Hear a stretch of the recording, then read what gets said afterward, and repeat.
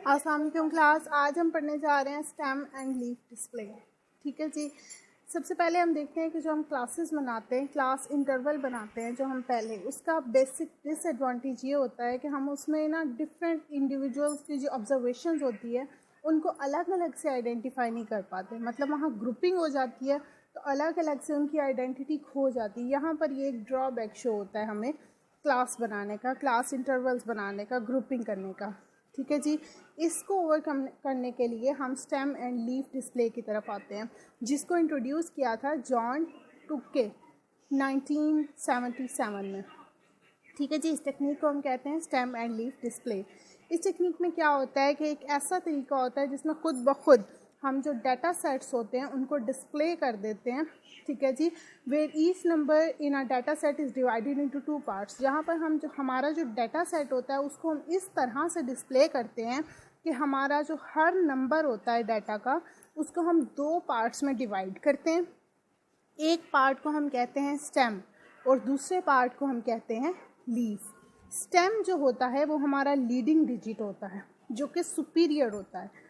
ठीक है जी। और जो बाकी रिमेनिंग डिजिट्स होते हैं उनको हम कहते हैं कि ये इन्फीरियर है। ठीक है। सुपीरियर इन्फीरियर का यहाँ पर ज़्यादा कंसेप्ट नहीं है, लेकिन इतना है कि स्टेम जो है वो लीडिंग डिजिट होता है और जो बाकी लीफ है वो वहाँ पर हमारे पास जितने भी स्टेम के अलावा डिजिट्स रह जाते हैं वो हमारे पास लीफ होते हैं। ठीक है जी। यहाँ पर एक हम एग्जांपल देखते हैं, नंबर 243। ठीक है जी। इसको हम डिवाइड करते हैं 2 वेज में।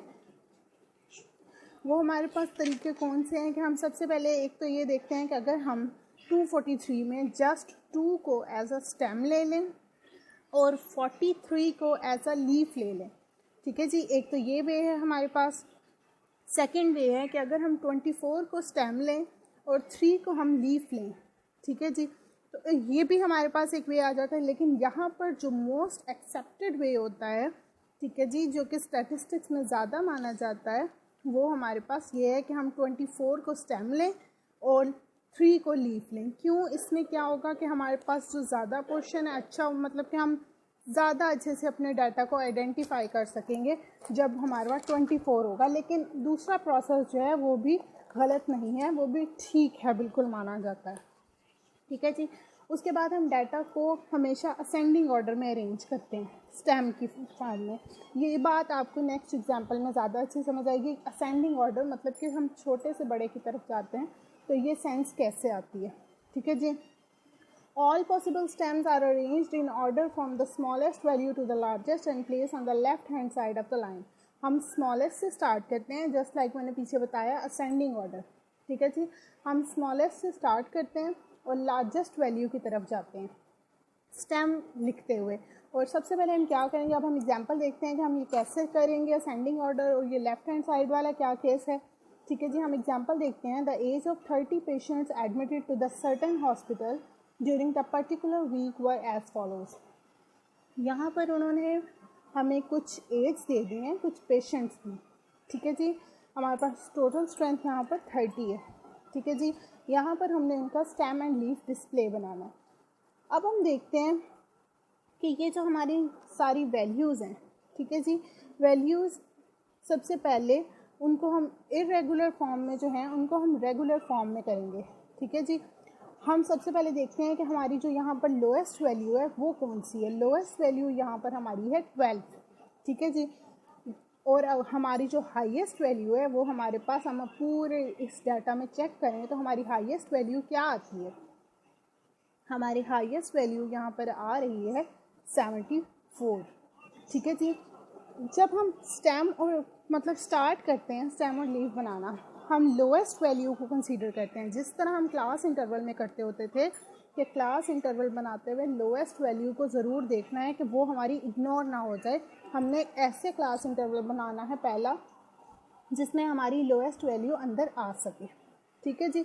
सेम यही फिनोमेना पे हम क्या करेंगे, हम लोएस्ट वैल्यू के लिए हमारा 12 है, तो जब हम 12 को 2 पार्ट्स में डिवाइड करें तो ये बनता है 1 और 2। ठीक है जी। तो 1 यहाँ पर हमारे पास हो गया स्टेम और 2 हमारे पास हो गया लीफ। सही हो गया। यहाँ पर अब देखें स्टेम जब हम लिखते हैं कोई भी, फॉर एग्जांपल अब मैंने आपको बताया कि 12 जो है इसमें 1 हमारे पास स्टेम है, ठीक है जी। जो पहला पोर्शन होता है वो हमेशा स्टेम होता है और जो बाकी पोर्शन होता है उसको हम लीफ कहते हैं। तो यहाँ पर जब 1 स्टेम है और 2 लीफ है, तो अब हम देखेंगे क्या हमारे इस सारे डाटा में कोई और भी ऐसा डिजिट है जिसमें हमारे पास लीफ जो है, मतलब जिसमें हमारे पास स्टेम अगेन 1 ही आ रहा हो, ठीक है, जिसका जो पहला डिजिट हो वो 1 हो। फिर हम सारे डाटा को चेक करते हैं। यहाँ पर हमें फर्स्ट रो में मिलता है नंबर 18, ठीक है जी। जब हम 18 को 2 पार्ट्स में डिवाइड करेंगे तो 1 हमारे पास अलग हो जाएगा और 8 अलग हो जाएगा। यहाँ पर भी देखा जाए तो 1 स्टेम बन जाता है और 8 लीफ बन जाता है। तो हम क्या करेंगे, हम स्टेम 1 वाली कैटेगरी में, ठीक है, हम दोबारा 1 नहीं लिखेंगे क्योंकि ये फुल कैटेगरी यही शो करी है कि इसमें आगे जितने भी लीव्स आएंगे उन सब का स्टेम 1 है। तो हम 2 के साथ कोमा इंसर्ट करेंगे और फिर 8 लिख देंगे, ठीक है जी, क्योंकि यहाँ पर यही शो हो रहा है कि जब हम इनको मिलाएंगे तो एक डिजिट 12 बनता है और एक डिजिट 18 बनता है। क्लियर। नेक्स्ट हम देखते हैं कैटेगरी 2। हमने स्टार्ट अब 1 से किया है और जो हमारी जो हाईएस्ट वैल्यू थी इस सारे डाटा में वो हमने स्टार्ट में देख ली थी कि 74 है, मतलब कि हमने 7 स्टेम तक जाना है। जो 74 है इसका स्टेम क्या है 7 और इसका लीफ क्या है 4। जो पहला पार्ट होता है, मैंने ये पहले बताया कि जो पहला पार्ट होता है उसको हम कहते हैं स्टेम, जब 2 डिजिट्स वाले नंबर्स की बात हो रही होती है। तो जो पहला पार्ट होता है, जो पहला डिजिट होता है उसको हम स्टेम कहते हैं और जो दूसरा डिजिट होता है उसको हम लीफ कहते हैं, ठीक है जी। जो हाईएस्ट वैल्यू है वो 74 है, मतलब हमारा हाईएस्ट स्टेम जो है वो 7 है। चूँकि हमने स्टार्ट 1 से किया था तो इस वजह से हम बैलेंस तरीके से 7 तक जाएंगे, 1 2 3 4 5 6 7 तरह, ठीक है जी। इस तरह हम आगे चलते जाएंगे। जब हम 2 पे जाते हैं तो अब हम यहाँ पर देखेंगे कौन कौन से ऐसे डिजिट्स हैं जिनका स्टेम 2 है, जिनका फर्स्ट डिजिट 2 है। तो यहाँ पर हमें मिलता है 26, 27 एंड 29। इन सब में हमारे पास स्टेम जो है वो 2 है, ठीक है। तो इस वजह से हम इन सब को 2 की कैटेगरी में लिखेंगे, इनके लीफ को, ठीक है जी।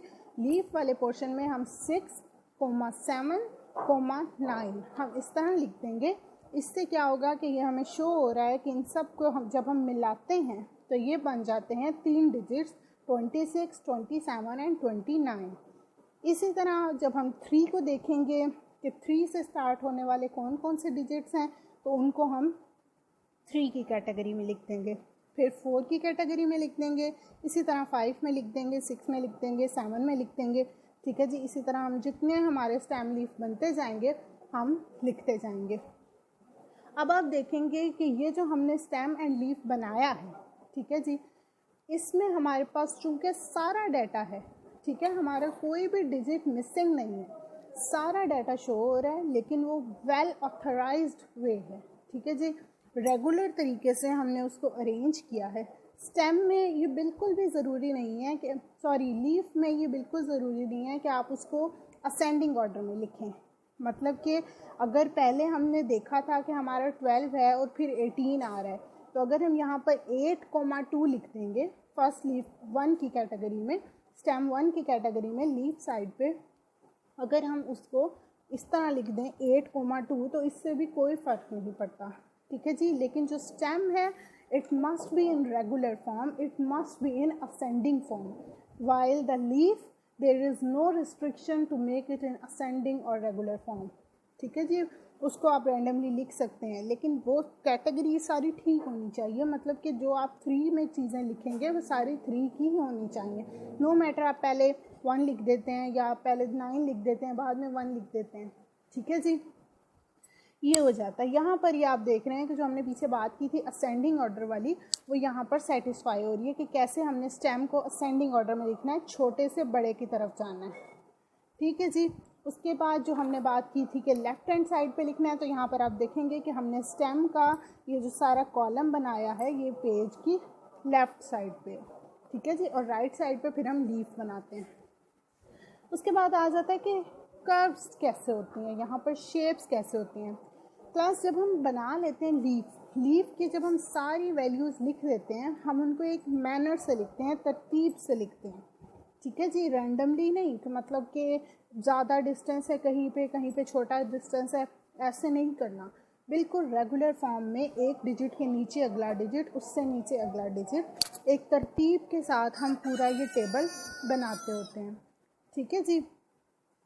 जब हम ये पूरा टेबल बना लेते हैं ये लीफ वाला, फिर हम क्या करते हैं, हम सिंपल पेंसिल लेते हैं, ठीक है जी, जो भी आपके पास पेंसिल होगी पेपर में, तो वो पेंसिल हम लेकर स्टार्ट से, जहाँ से लीफ हमारा 1 कैटेगरी स्टार्ट हुई थी, वहाँ से हम पेंसिल लेते हैं और जहाँ जहाँ तक डिजिट्स आ रहे होते हैं उससे आगे आगे इस तरह हम बिल्कुल कॉर्नर पे एक आउटसाइड पे लाइन ड्रॉ कर देते हैं, एक कर्व ड्रॉ कर देते हैं, ठीक है जी।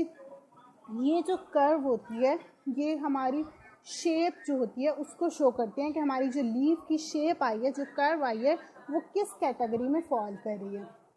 यहाँ पर हमारी जो शेप्स होती हैं, आगे हम देखते हैं शेप्स की 3 कैटेगरीज होती हैं, ठीक है जी।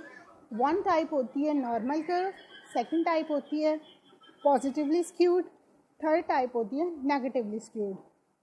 जो नॉर्मल कर्व होती है वो बिल्कुल नॉर्मल सी होती है, बैलेंस सी, वो किसी एक साइड में ज़्यादा नहीं झुकी होती है, वो बिल्कुल एक नॉर्मल बैलेंस सी कर्व होती है, ठीक है जी। उसको हम सिमेट्रिकल कर्व भी कह देते हैं, उसको हम बेल शेप्ड कर्व भी कह देते हैं, ठीक है जी। उसमें दोनों साइड से, लेफ़्ट एंड राइट साइड से कर्व की जो होती है उसकी झुकाव, उसकी लाइनिंग, उसका सब कुछ मतलब इक्वल आ रहा होता है, ठीक है जी। लेकिन जो होती है पॉजिटिवली स्क्यूड, वो वाली हमारी जो कर्व होती है उसकी लेंथ जो होती है राइट साइड पर ज़्यादा होती है, ठीक है जी।